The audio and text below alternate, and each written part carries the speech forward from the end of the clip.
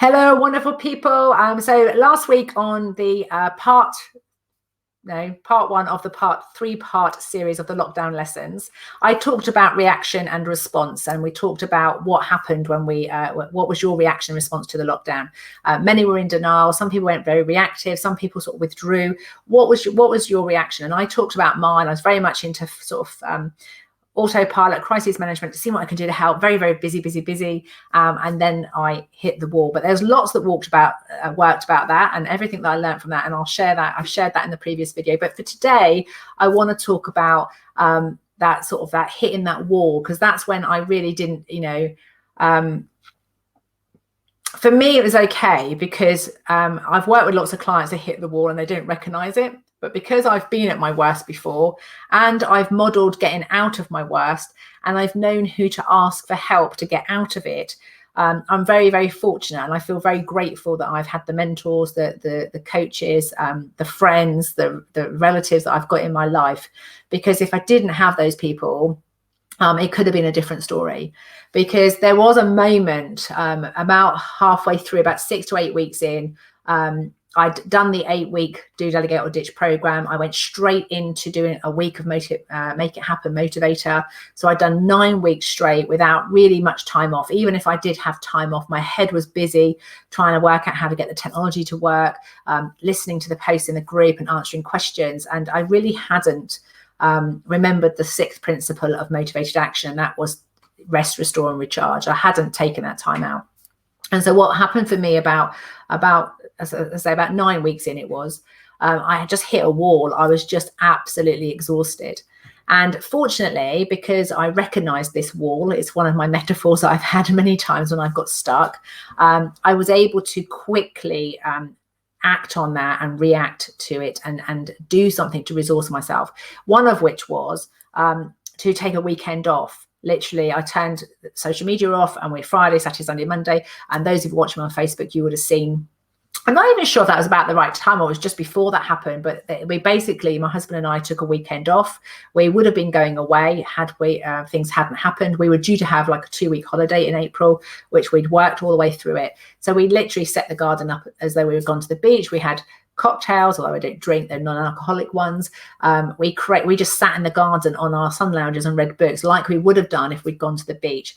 And so we found that we had to recreate an environment for us to be able to really rest, restore, and recharge. Because if I was in the house, I was either thinking about the business or getting the house sorted.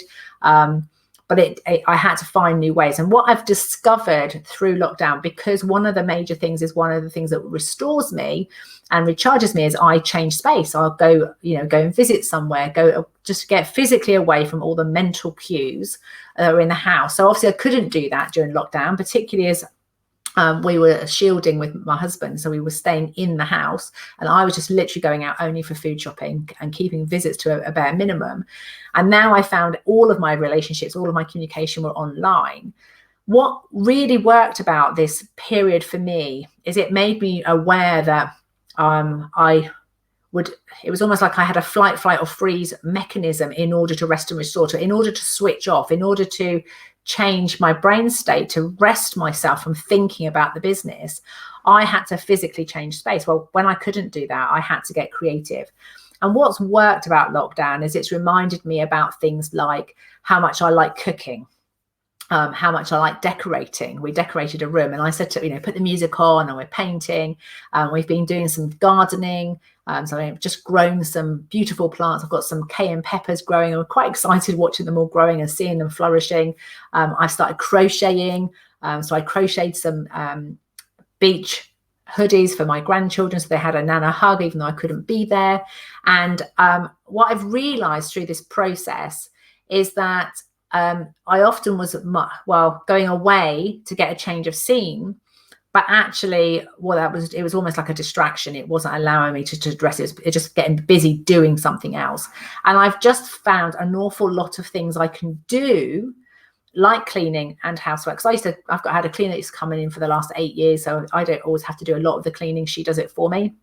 But I found that actually doing these tasks really, really restored my brain. Getting into creative tasks like the decorating and the gardening and the cooking and the cleaning, there was a real sense of instant win. but it gave my brain a rest. And actually often doing those things is when things popped in my mind, you know, the solutions to some of the challenges, by actually just giving myself some time off. What could have worked better is when I was really, really exhausted. I wish I'd just gone to bed earlier a lot. What tended to happen is that because I was almost like had decision fatigue, and I didn't really consciously make decisions. I watched a lot of TV, and then we'd get addicted to whatever series we're watching and probably staying up later. So on hindsight, knowing I've got these hobbies and doing things that would rest and restore and recharge me, what would have worked better for me would have been to go to bed earlier and actually get more sleep. In order to just give my body time to actually process all the emotions and all the change and all the stuff that was going on.